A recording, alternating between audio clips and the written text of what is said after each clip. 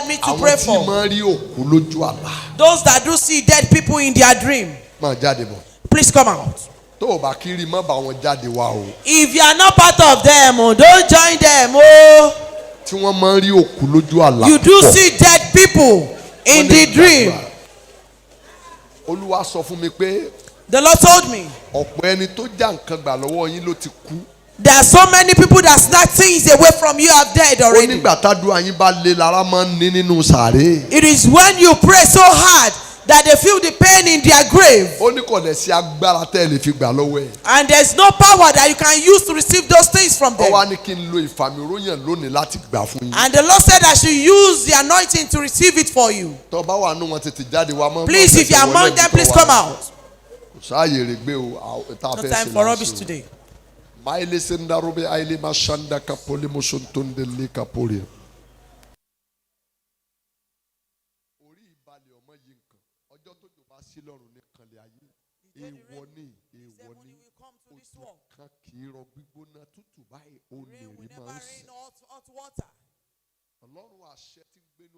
God of authority that lives in heaven, I'm delivering your message, and I'm only taking the path that you have used by the authority and the power of God.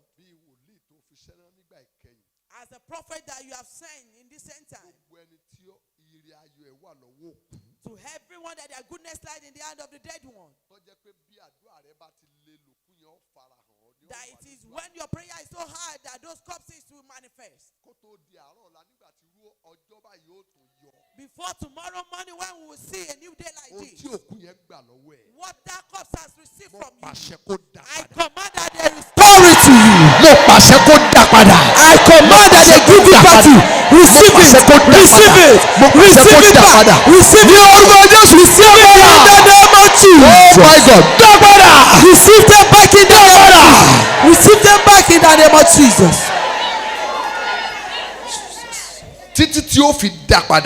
Until they give it back to you, I put them in pain. I put them in pain. I bind them with the chain of God. Oh, before the next day tomorrow. Before this day pass.